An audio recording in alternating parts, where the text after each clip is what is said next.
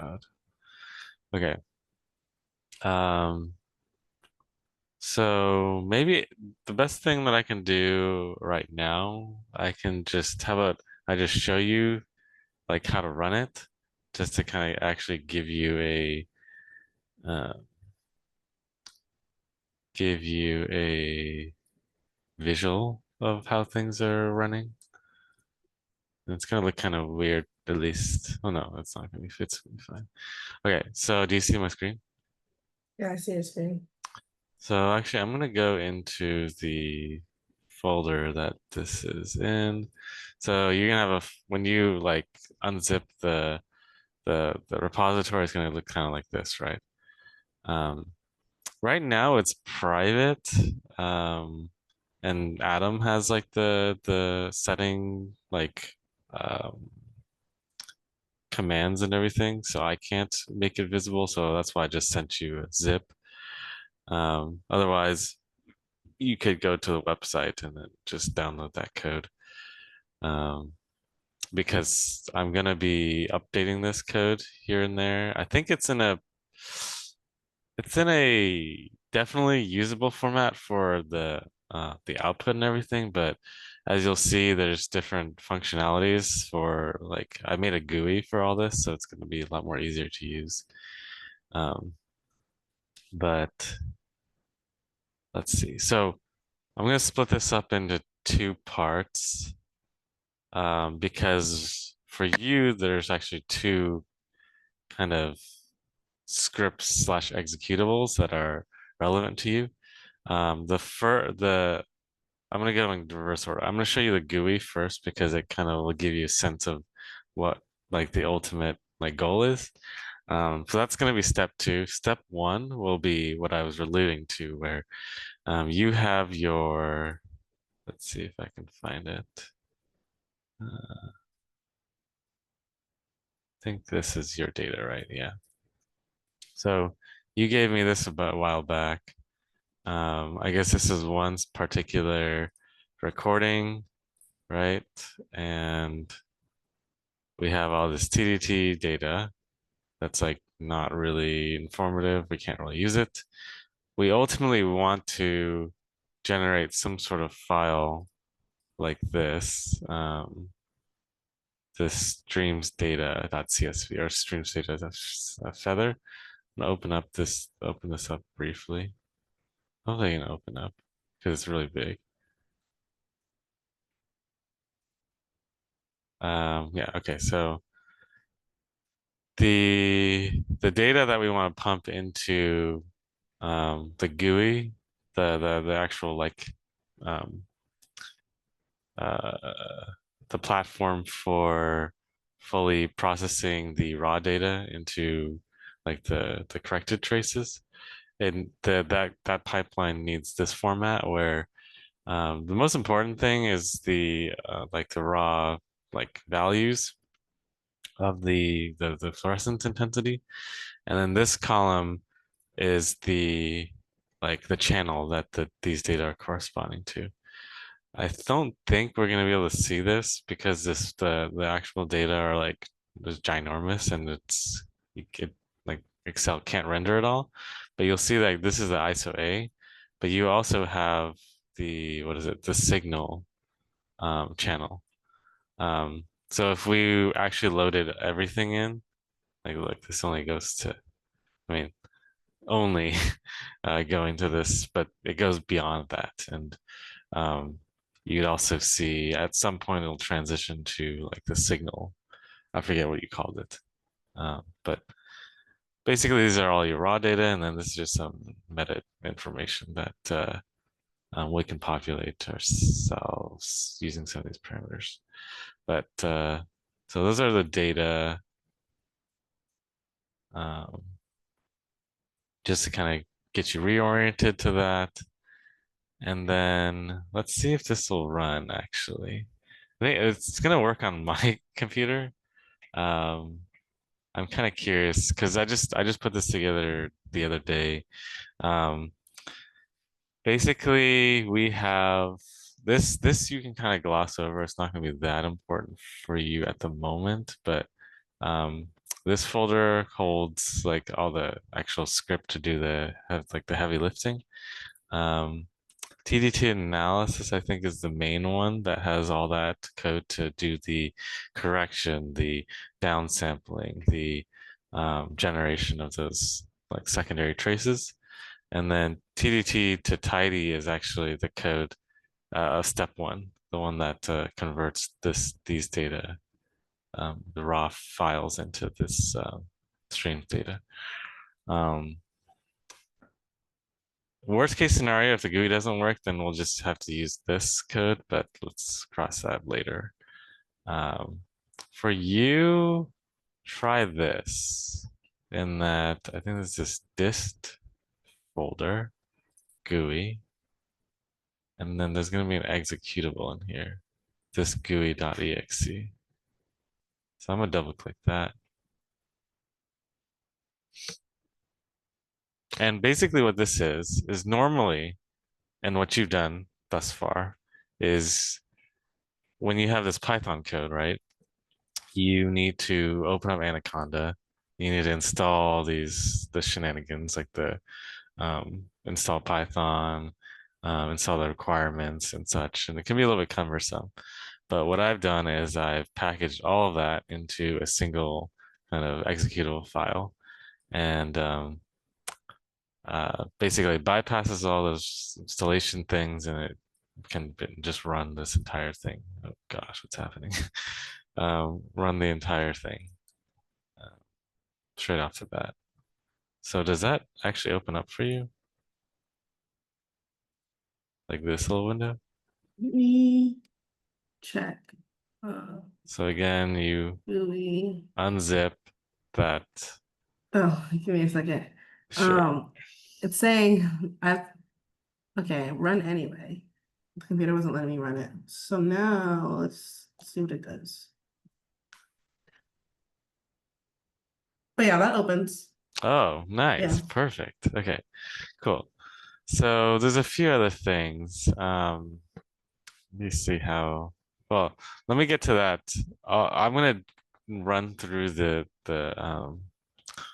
I don't know what the right phrase is, but run through everything and not really explain exactly what I'm doing, but because I want to show you like this is actually doing.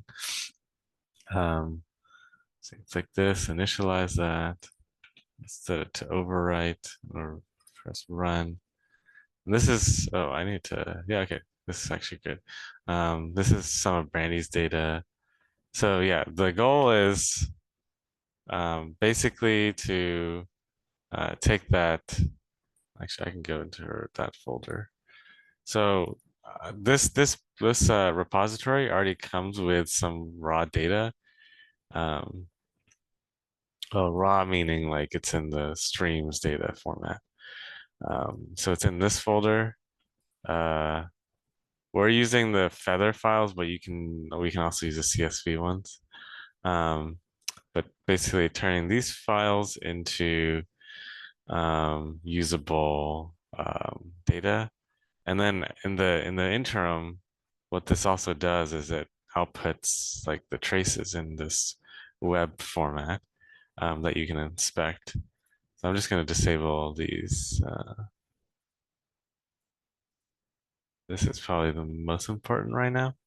Is it shows you your control channel, your signal channel, the fit. Um, because ultimately you want to fit this control signal to the actual signal and then basically subtract that control signal from the um, actual one. And then there's different ways to normalize it, right? Like, um, I think the one that we'll ultimately use is this delta signal fitted control. So see how, I mean, this trace was already pretty like flat, right? So there wasn't that much like bleaching correction that we needed to do. But you can see now with the corrected trace. So this would ultimately be what you would use for downstream analyses. But you can see it's pretty stable. And I think this is not quite z-scored, but it's centered around zero because you've subtracted out this this control signal. Uh, so once and this window's for you to just visually inspect, make sure that the analysis is going well, and to kind of decide which like uh, signal you ultimately want to use. I think ultimately, maybe this delta signal poly z-score might be the right one. But I'll have some documentation on like recommendations on which one to use. I think for now it should be fine for you to use like these ones. Um, and you'll ultimately find those. So this is just like a web GUI. Like you can't really use these data. What you ultimately need to do is, um, so you'll put your files, like your streams data files in here, and let's see. Oops, I went too far out. And then ultimately, when we go into this process folder, we'll have this stream session file that has the data that's usable for you. So now what this is showing is like all this up here is the most important, in that you have your time vector, your control, your signal, then all this, you see, are your corrected traces, different versions of it. So I think, let's see, delta signal fitted control. I think this is actually probably what you want to use. So if we plotted these together, how do you do that again? Insert. I'm not used to using scatter. Yeah, there you go. Okay, so that's the broad overview. Do you have any questions thus far? No, not yet. Okay, cool. All right, so let me show you how to run these. And there might be a little bit of hiccup. I'll have to cut it out at one point because um, I have the code to convert uh,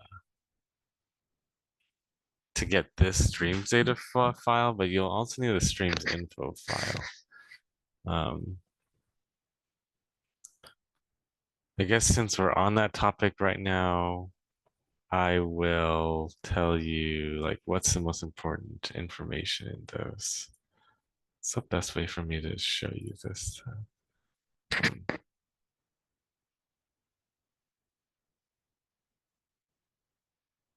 Give me a hot second. Trying to figure out. It's like too many things open. Let's just do this.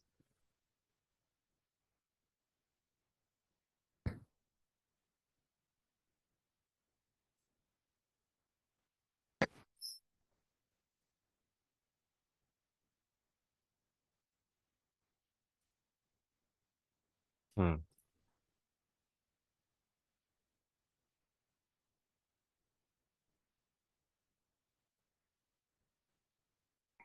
I'm gonna have to hack some things together. Okay, so in order for me to show you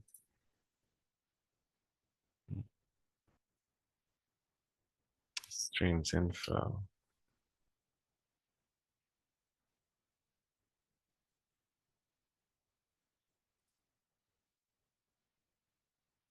where do we make it here?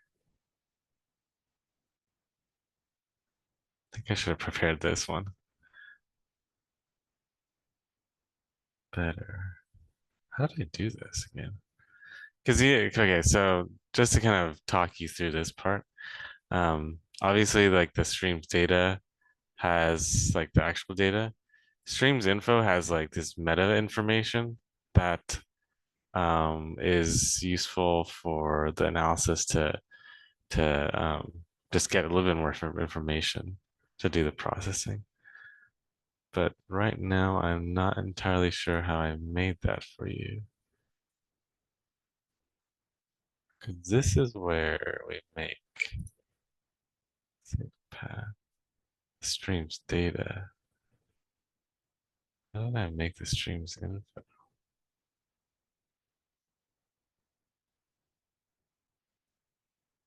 In any case, right now, what I'll show you is uh,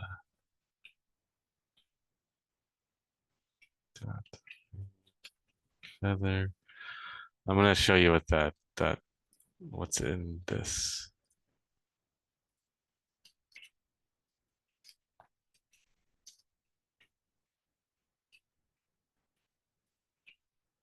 So I'm just gonna like read feather um this file. Wait, hold on. This. Just make a temporary file. Sure. And this is PD.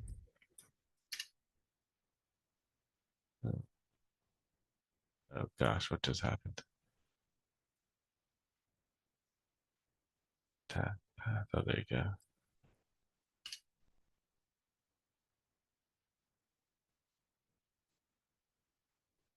Hmm.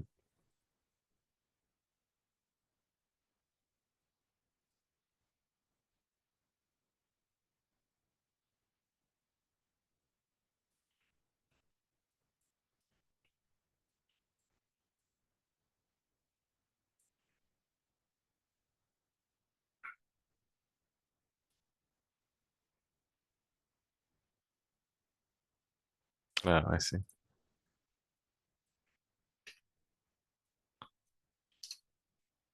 Okay.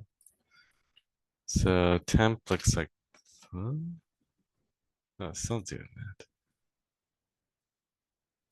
Let's do this. Sorry, some of this is just like you don't. It's not something you would necessarily do.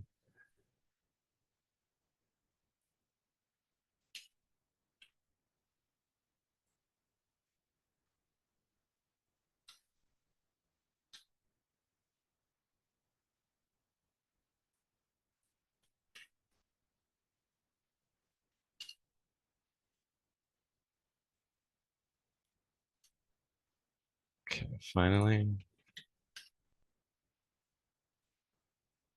Okay. So this also like the format's like visualizing this is kind of weird, potentially for you. But like this is basically a table, right? So you have your different columns here. You can see that uh, basically there's two rows here for each like channel. So this is just like information about the name of the file, the date, the channel name. So this, I believe, needs to be matching what's in your, remember in the streams data. Uh, oh, actually, no, the streams info already here. Oh, I see what I did. I just made a CSV of that. I don't even need a like a feather for that. Um, but yeah, so you have like this needs to correspond to the channel name in the streams data. Remember how there's a column for that corresponding to each data point. Um, and then sampling rate's important, the FS, and I think these can just be whatever. Let's see, I did this for your file. So you can just make a like a Excel CSV. Basically, like for your new sessions, you'll need to make something like this. Um, see, I had the red B and ISO A.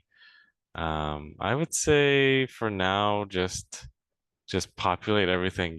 I think you'll want like these columns the same, but really the most important things is the sampling rate, the name of the channels, and then your block name. Block name needs to be consistent with what we have in the streams data. Okay, so with that out of the way, let me show you how to do this tidy. So we could do this together actually, because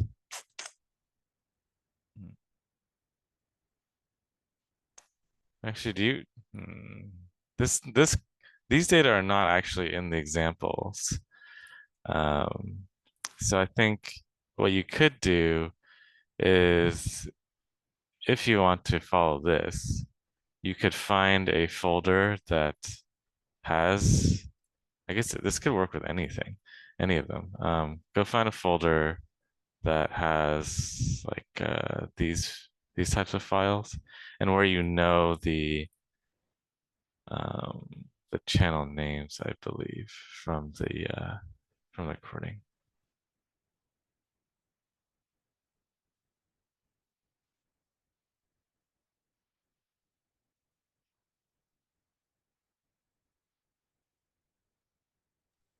Okay, so I have a file that has all those. Okay. Do you know for sure what these channels are called? Yeah, it should be red bean ISO, I think. Okay, Yeah. cool. Did you find this code by the way? Give me a second. Let me go back. Oh, actually, there's a few other things we need to do. God damn it.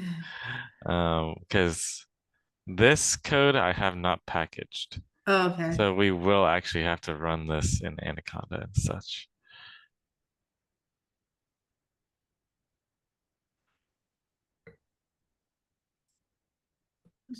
Um, I forget, are you using Visual Studio? Yeah, I'm using Visual Oh, Studio. okay. So we can do this in Visual Studio. I'm in Cursor, but that's kind of the same thing.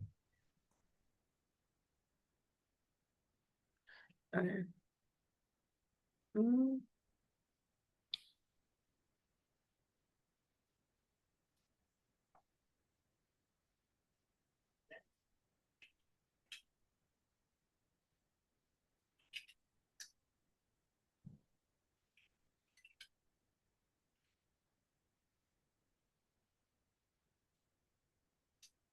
Let me do this again.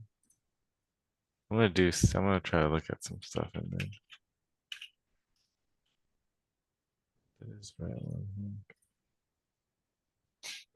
Let me know when you're ready.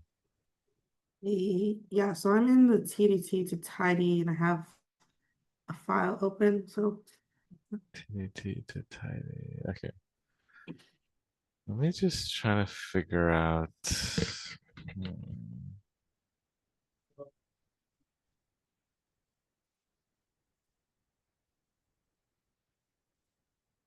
Okay, I don't really know exactly how to do this in here, so we'll have to just open up the Anaconda prompt. Um, so what you'll need to do is make a new environment, unfortunately. You might already have a TDT. Um, yeah, so I know we did it last time. I just oh, okay. Um, well, you can do this. If you're in Anaconda, you can do Conda env list to see uh what environments there are. And then you can do CD. I'm using tidyfp for mine. Oh wait, not CD. Oops, sorry. This should be conda activate tidyfp. okay.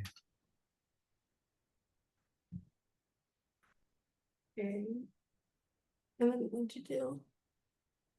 Hmm? Oh, what did you do after the content envy list? So I looked at all the available environments, and then I did conda activate, and then whichever environment you think is appropriate.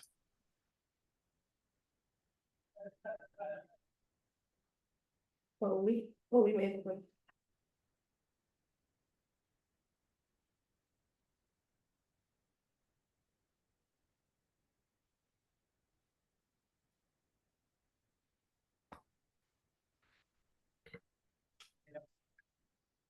How much time do you have?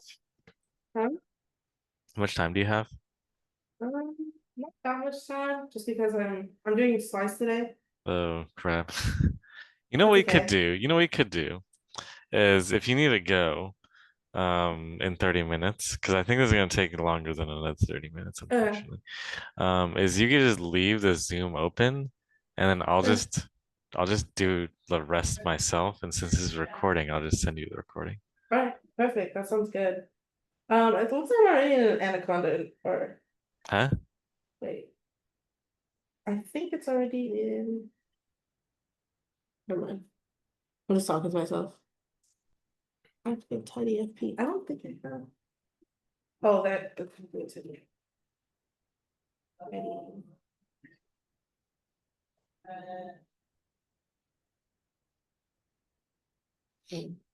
I think. I can stop sharing if you want. You can share Yeah, screen. let me see. I'll shut my screen. Okay, I'm gonna stop sharing. Where is my Zoom? You can go ahead and share if you want.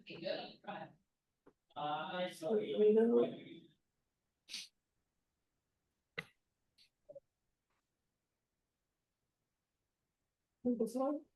Okay, you see this? Oh yeah, you got it. Yes. Okay, so you're in one right now. Yeah. Windows GPU. Is that what you want to use? Oh, you have to do conda. So first do conda deactivate to get How out to of the, deactivate? yeah. So that's gonna get out of your DLC Windows GPU and Alright. base is your normal one.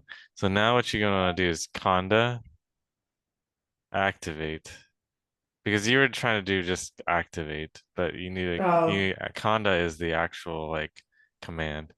To do conda activate, oh no, you have to actually like type in no.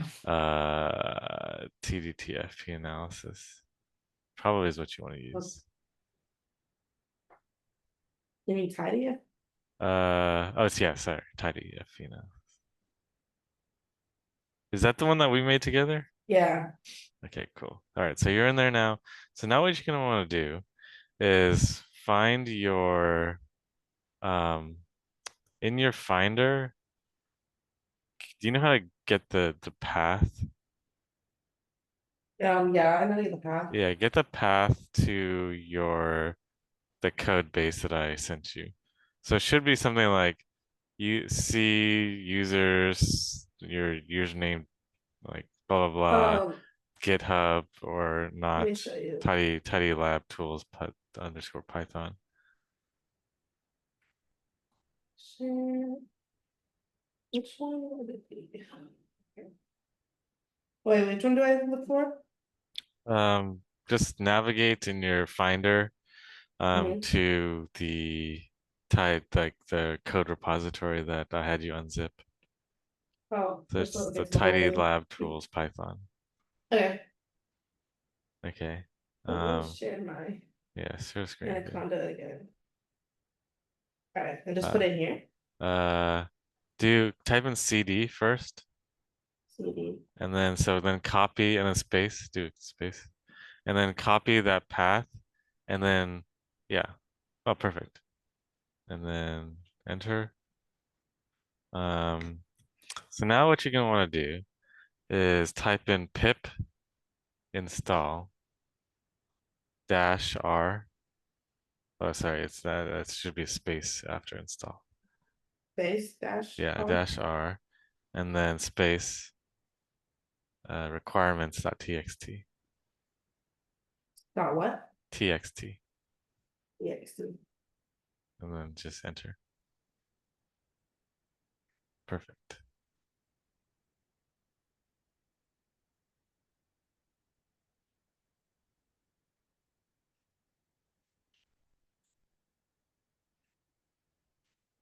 And this only has to be done once, right? Like, Yeah, this only has to be done once, correct.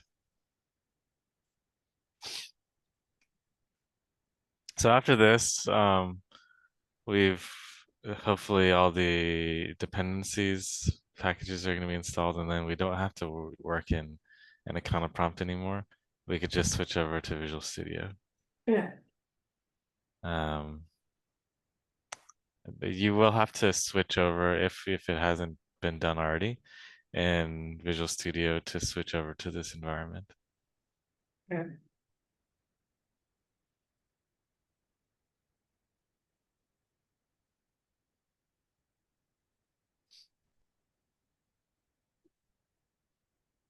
feel like your computer's slow to install these. There's the. When do you have an imaging session at 10 or 11? No, I have it at 1, but I have to Uh, start the slice oh, right, right. at yeah. Okay. So now go to Visual Studio. And I just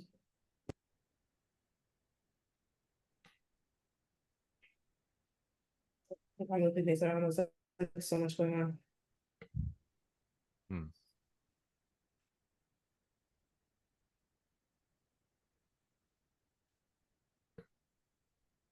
Nope, that's not what I was showing.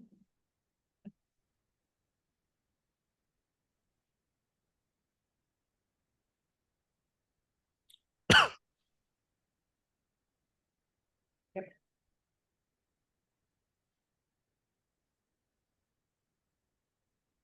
Oh, okay, cool. Um, so your environment is not on the right one, so you you should go to the bottom right and yeah, switch it over. This one. I think so. Yeah. Okay. All right. So there's really only two things you need. Well, actually, for you, just one thing to change is the file path. Yeah. Currently, it only is, I think the code is only able to do one session at a time. That's fine anyway, I think. I'll try to update it too. Well, actually, throughout this, can you let me know if there are certain features that you desire? What? Because so yeah, throughout like this process that we're doing, if there's anything that you feel that's like functionality is missing or something, just let me Mm, know. Um, okay, so what you'll need to do is find the folder where all your raw TDT files are, and then replace that file. Yes, correct. Okay. And I think it's as simple as just running this. no, Let's yeah, see. okay. There we go. Uh, oh, No module match. named map plot. Yeah. Huh. Wait, does that require? Let me just double check. Huh. It should have it. Um, can you go to? Yeah, Visual Studio is sometimes weird in that. Are we sure that when you're running this code, it's running it through the right environment? Oh no, it's running through. But wait, what I say? It seems like it seems like it. Come on, I'm trying to make sure we didn't have another one. Oh wait, it's this one. Oh, oh yeah. There we go. Oh, there Yeah, we go. Yeah. there's just two that say T tiny Yeah. stuff. Uh-oh. So now go to that folder that has the raw data. Okay, I'm in the folder. Oh, you want to see it? Hold up. Yeah. You Uh, know, actually, I feel like I guess we could try to just run these data. Because originally I thought, oh no, this is gonna take a while actually. Hmm. oh, is it still running? Yeah, it's still running. But can you go? Oh, I can't see that folder. I think you're Yeah. just showing. That's fine. Just you just want to make sure that it's um some additional the feather files are being outputted. Yeah, they have an output. Oh no, they're being output right now. Oh yeah. Okay, great. Probably we won't be. I just wanted to show you how to make these feather files, the streams data files. I don't think we're gonna have time to run through these data specifically. Okay,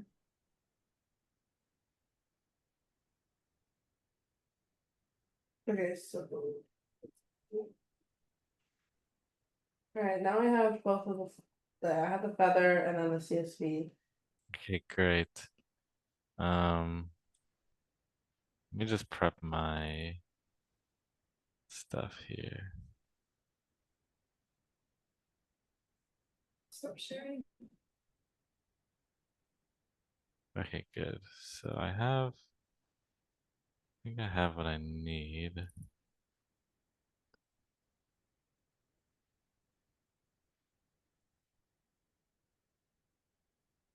Almost.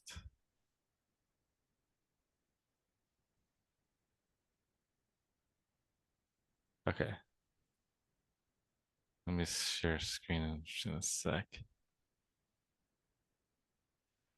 All right, so I'm showing you these three different folders. Probably. So these are the two most important folders, because this is what like your folder is going to look like, right? Where you have your raw files and then your streams data. Um, Currently, might not be the best way to do this. This is kind of more of, like my internal thoughts, but what you'll need to do is basically copy like either the feather or the CSV. Let's just do the feather for now into this TDT. So like this is like that code base set that had you extract out. You have to go to examples, TDT extracted. Brandy's data will always already be here, but if you wanted to add more of your own data to process, you'll have to drop it into here, right? Good. So there's that streams data, and then remember I already made that streams info file myself. Feel free to do it. You can make it CSV. Just to remind you, why is this not? Oh, again, it looks like this. It's pretty simple. So these are the data files that will be pumped into the pipeline. Now there's one more like configuration CSV that we need to work on. So that's going to be in, I think it's in TDT. It's like one folder up, and it's going to be called this log data fp underscore TDT. So what this is um, it's a what's a word called? Idiosyncrasy. It's a specific feature of this pipeline. Um, it's just like how Adam and I, or it's mainly Adam who like implemented this. Um, it's how Adam uh, addresses how to do batch processing with this pipeline. Other pipelines, it could look completely different, but I think it's actually a nice way to do this. Um, because you can imagine like there's different parameters that you can set. There's like different, if you go through this entire like processing pipeline, there can be like there's a parameter for like downsampling, like how much it needs to downsample, how much of the beginning of the session to cut off because it could be an artifact there. Well, all that information is going to be in this file, and you're going to have this too. So kind of explaining this, the top row you don't want to change at all. It's just like the names of the variables that will ultimately get imported into the code. That's very particular about the naming of this. But then thereafter, each row is going to be a session that you want to potentially analyze. So some of these columns, like the contents are important. Sometimes some of them are not as important. Like I don't think these are particularly being used um, in the analysis. Block name is, remember how we have block name in that info file?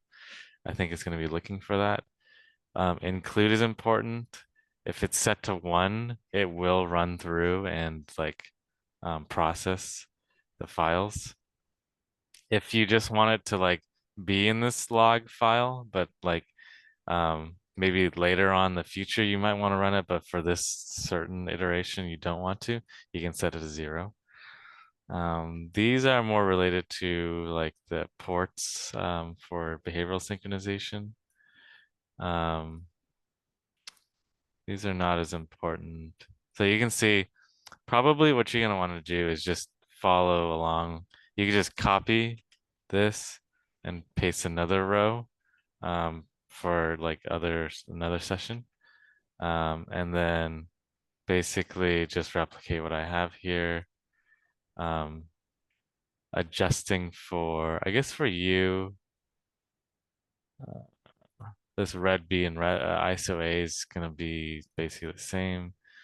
I don't think sensor is really that important. And then I would say these parameters just keep the same because these are Okay. your smoothing, your the polynomial fit degree, um, which I can kind of explain to you at one point, downsampling parameter, and so on and so forth. Um, we'll probably have to do another session, or maybe I'll explain a little bit more about these other parameters later on while you're gone. When do So you think you'll need to leave? probably in like 10 minutes. But so Oh for God. this, Okay. when I do, so like let's say I have the feathers for like multiple sessions, I would just put them all into that extracted with like, Correct. and then this sheet would allow me to like, I would just have to make a session for everything that's in that extracted folder, and then it would go and run all of it. Um, can you say that last part again? Yeah, so like, how we have like, that one is that specific block name to that follows that feather. So if I have a different one, let's say like 007 002, Yeah, as long as I have it in this CSV, correct. it will be able to run all of them. Yeah, so then Right. what you'd have to do is like this is 002, blah blah blah, whatever. Right. And then as long as this is one and this is exactly matching Yeah. like the text that would be in here, like that portion of it doesn't have to include streams info, then it will Okay. run. So every new like thing I want to run has to have that streams info and its feather. Stream this can be CSV, I believe. I made it Okay. flexible. Um, so in theory, you can make your own streams data without this TDT to tidy. I just made this TDT to tidy just to make it a little bit more easier. But yes, you Yeah. just need the some sort of streams data, some sort of streams info, Yeah. and then like that row for there, Nice. and then you should be good to go. So just to kind of demonstrate this, I'm gonna set this to 1. I guess I'll just keep Brandy's to 1 as well. Um, actually, this is good. I'm basically done with showing you the overall thing. So now I believe I could just keep this open. So this GUI, just to kind of explain. Now this is gonna make a little bit more sense what I did, right? So I'm gonna browse. I mean, I already browsed to it. Browse to that. Um, so that's the log file. That's like the let's call it the master log file that facilitates all this. Overwrite to 1. 'Cause it's what we'll probably need if there's an existing file. Um, this select fibers mainly if you have multiple fibers, and that's just for visualization. So ignore that for now. Um, you can opt to not plot some of these traces, but I'm just gonna do all of them. And then I'm gonna do run.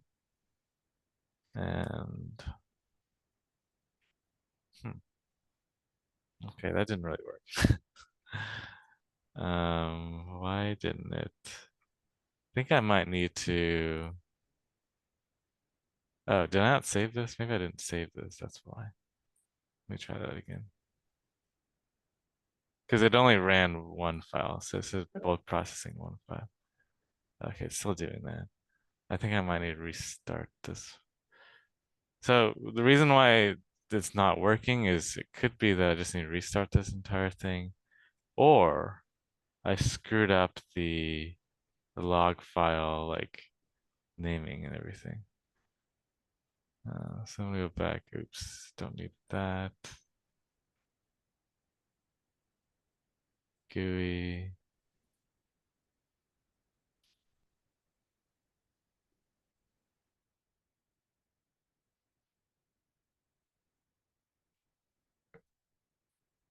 Okay, yeah, I think there's something that I did wrong with the naming because it's just showing one of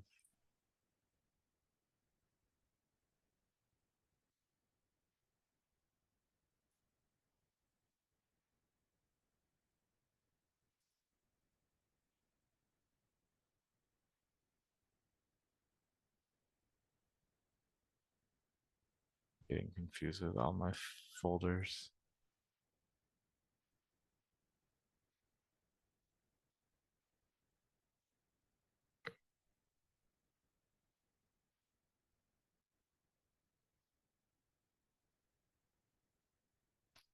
So yeah, I think you would use this for like your double checking. I wonder. So go back to extracted. Let's see. 007. I mean, that's actually right.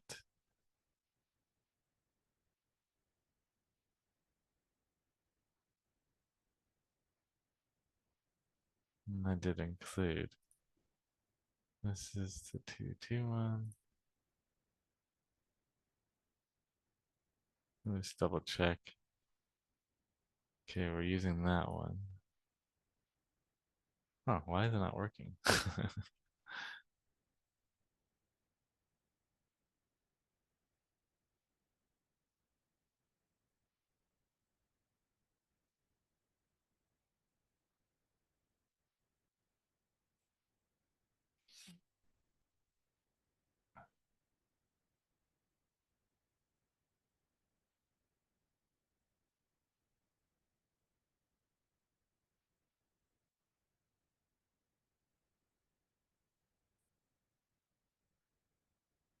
Okay, I do have to go, but I'll leave the Zoom on. Okay. Okay. Um, yeah, when you come back, you probably should try to just run the Okay. GUI. Hopefully I can figure out why this is not running that other session. But yeah, that's kind of the entire pipeline. Then you can use the output for downstream analysis. Nice. Thank you. Yeah. Um,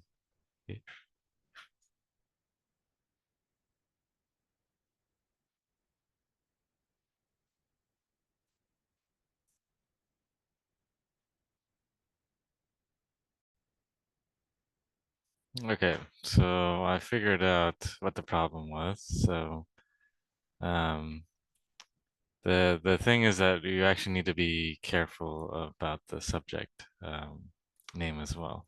So the reason why it wasn't working is because I think this was like some random text that I put in, and it's actually looking for this particular text in the file names.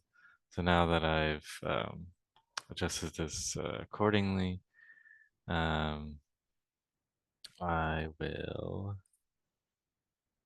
go back into here. I've loaded up the log fp, and then I'm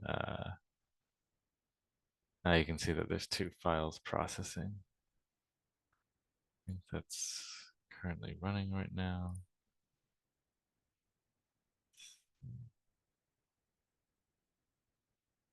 Maybe we have to wait for this to run through. As while it's running through, I'll explain a little bit about the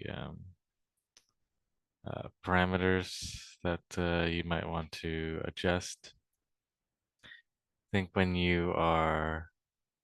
um, when you're adjusting these parameters, you want to do them in conjunction with examining the traces in the web GUI, um, because you really want to be informed of how adjusting these parameters are going to change the corrected signal. You want a corrected signal that is centered around zero. It doesn't have too much drift, and that um, the isospastic interim signal um, is doesn't have strange kind of artifacts that arise from the fitting, but also is appropriately scaled and kind of matches the trend that you see in the signal. I think by and large, a lot of these parameters you can just keep the same. The trim time, this is, I think, trimming off 20 seconds at the beginning. You can adjust this accordingly if you have a longer artifact or have more of the beginning that you want to include. I'd say for the most part, keep these the same.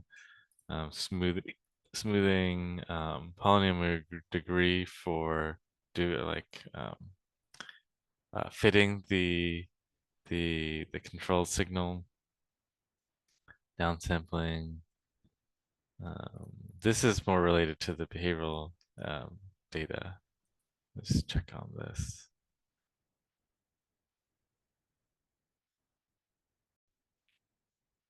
Okay, so the GUI went through.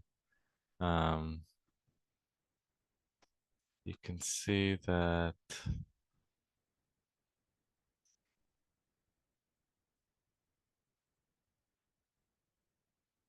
Well, actually, one second.